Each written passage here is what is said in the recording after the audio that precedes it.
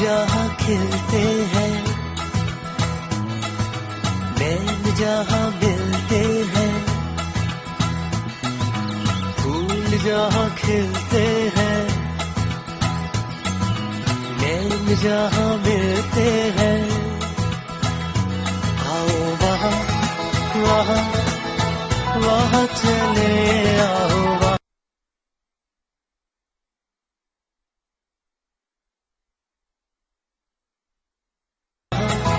वहाँ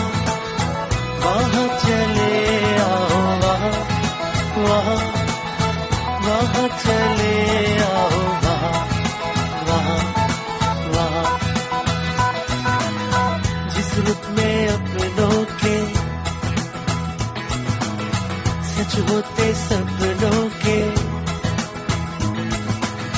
जिस रुत में अपनों के सच होते सपनों के, सारे निशान मिलते हैं, फूल जहाँ खिलते हैं, आओ वहाँ वहाँ वहाँ चले आओ वहाँ वहाँ वहाँ चले आओ वहाँ वहाँ वहाँ चले आओ वहाँ वहाँ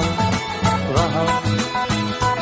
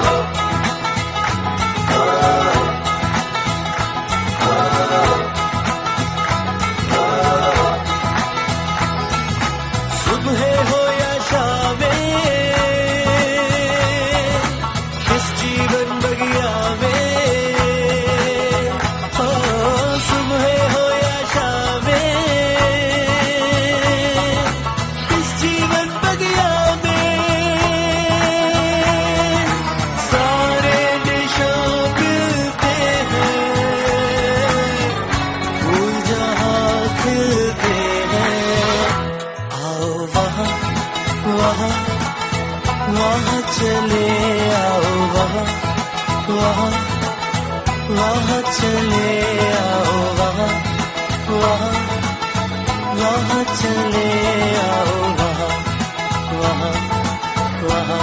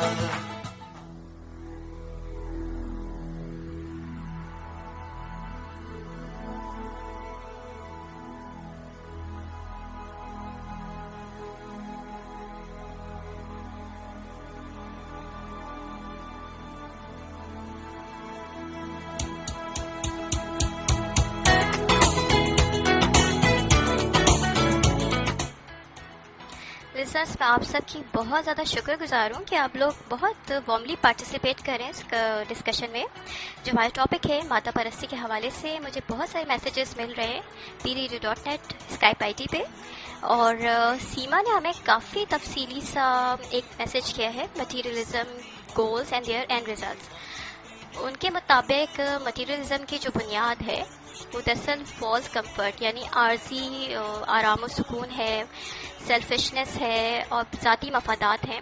इसके साथ किसी भी कीमत पे और किसी भी सूरत में ज़ाती मफादात के ज़रिए अपने मतलब के रिजल्ट्स यानी अपने मतलब की खुशियाँ हासिल करना है। और इसमें आप अक्सर ऐसी भी सिचुएशन हो जाती है कि आप दूसरे को लेट डाउन करके आगे बढ़ते हैं, यानी कि उसकी खुश पे कदम रखते हुए आगे बढ़ रहे होते हैं। और ये बहुत ज़्यादा कॉमन है, ये पर्सनल लाइफ में भी हो रहा है, अगर आप प्रोफेशनल लाइफ में हैं वहाँ तो है बहुत ज़्यादा हो रहा होता है, क्योंकि वहाँ पे ऐसा हमारे रिलेशंस नहीं होते आपस में, सिवाय ये कि हम लोग जॉब कोलीग्स हैं या किसी एक जगह इकट्ठे काम कर रहे हैं। तो किसी की भी तरक्की होती है या किसी को भी आगे बढ़ते हुए देख के एक नेचुरल सी हमारी फीलिंग होती है कि हम इनसिक्योर फील कर रहे होते हैं, अपने आप को गैर महफूज फील कर रहे होते हैं, और उसकी वजह से हम बहुत खुदगर्ज बन जाते हैं और उसी जैसी कामयाबी उससे आगे बढ़ने की कोशिश, ये हमें बहुत ज़्यादा खुदगर्ज बना देती है। अंधेरा तू नहीं सवेरा, लड़ना है नफरतों से, प्यार के दुश्मनों से, जीना है सर उठा के, जुल्मों से तम मिटा के, दुनिया हंसी। अमीना कहती हैं कि ये एक नेगेटिव ट्रेंड ही है, यानी ये इसके पॉजिटिव एस्पेक्ट से अग्री नहीं करती। इनका कहना है कि हर तरह से नुकसानदेह ही है, आपकी पर्सनैलिटी को डैमेज कर रही होती है और आपको खुदगर्ज बना रही होती है। आने वाले दौर के इंसान हमसे जीना सीखेंगे, आने वाले लिसनर्स, देखा जाए तो जैसे कि मैंने शुरू में कहा कि अगर एक लिमिट से बढ़ जाए कोई भी ट्रेंड आपकी पर्सनल लाइफ में, अगर आप हम्बल है यानी रहम दिल है और ठंडे मिजाज के भी है, लेकिन अगर आप एक हद से ज़्यादा दूसरे की हार्श जो रवैये होते हैं यानी दो तेज़ रवैये होते हैं, आपकी मुखालफत बिला वजह हो रही हो, आप उसको बर्दाश्त करते जाए रिएक्ट नहीं करें, तो ऑब्वियसली आपकी यही हम्बलनेस या आपकी सॉफ्टनेस जो है ये आपके लिए नुकसानदेह ट्रेंड हो जाती है।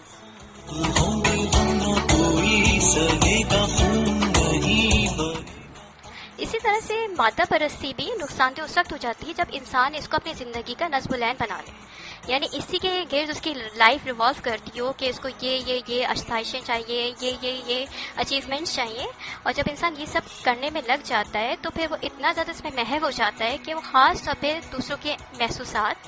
और अपने जो रिलेशंस होते हैं इनको बहुत ज़्यादा नुकसान पहुँचा रहा होता है। सूरज ढल जाएगा वो दिन भी हम देखेंगे, हम हैं पाकिस्तानी, हम तो जीतेंगे, हाँ जीतेंगे। हमारे माशरे में माता परस्ती का मनफी नौयत बहुत ज़्यादा तेज़ी से बढ़ रहा है। लोग अपनी ज़िंदगियों और ख्वाहिशों को असल रूप देने के लिए बहुत से अपने कीमती उसूलों को भी भूल रहे हैं, जो कि ना सिर्फ हमारी शख्सियत को बिल्डअप करने के लिए लाजमी होते हैं, बल्कि हमारे मजहब और हमारी रिवायात की भी जो बुनियादी तालीमात हैं ये उनसे भी अगेंस्ट हैं। यानी हमारा मजहब, हमारी रिवायत हमें सिखाता है कि एक बेहतर इंसान में, एक अच्छे इंसान में इखलास होना चाहिए, शुक्र, सब्र और खुदा पे भरोसा होना चाहिए, जबकि एक मादा परस्त, एक खुदगर्ज इंसान दरअसल सिर्फ आज का गुलाम होता है। इसके नज़दीक कल का इंतज़ार करना, कम पे राजी रहना और मुश्किल में साबित कदम लेना इंतहाई मुश्किल होता है।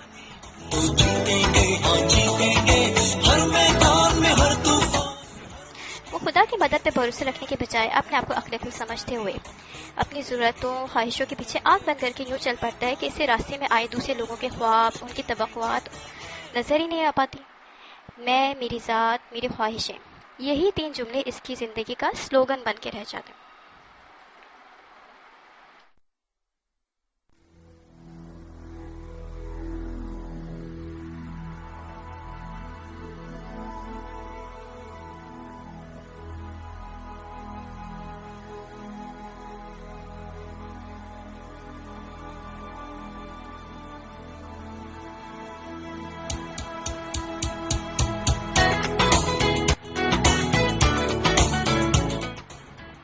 साथियों, डिस्कशन के इस मोड पे आके जबकि मैंने पॉजिटिव और नेगेटिव एस्पेक्ट्स दोनों आपसे डिस्कस कर लिए। पॉजिटिविटी ये है कि ये आपकी लाइफ को एक खूबसूरत सा ऑब्जेक्टिव देता है, इसको बेहतर बनाने का एक मकसद देता है। आपकी लाइफ में जो भी नई नई तरह की इजादात हो रही होती हैं, इनोवेशंस हो रही होती हैं, ये इसको जला बख्शता है, खूबसूरतियों में, आसाइशों में इजाफा कर रहा होता है, जो कि इंसान की फितरी ख्वाहिश है। ये कोई ऐसी ख्वाहिश नहीं है कि जो बहुत अनयूजुअल हो और सिर्फ चंद लोगों के अंदर हो, ये ऑब्वियसली हर इंसान के अंदर है। तो ये तो इसके पॉजिटिव ट्रेंड्स है। नेगेटिविटी काफ़ी ज़्यादा है, ये भी मैंने आपसे ज़्यादा डिस्कस किए हैं। यहाँ पे मेरा एक सवाल है आप सब लिसनर से कि अगर हम चाहें अपने अपने तौर पे तो मादा परस्ती के मनफी असरात को हम किस तरह से कम कर सकते हैं, यानी कौन सी ऐसी चीज़ हम अपना के अपनी ज़िंदगी से, अपनी शख्सियत से इसको माइनस कर सकते हैं। तो मुझे इसके हवाले से आप ज़रूर जवाब दीजिए PRadio.net स्काइप ID पे, और मैं इसको ज़रूर शामिल करूँगी। इस वक्त मैं एक और खूबसूरत सा सॉन्ग शामिल कर रही हूँ हदीका की यानी की आवाज़ में।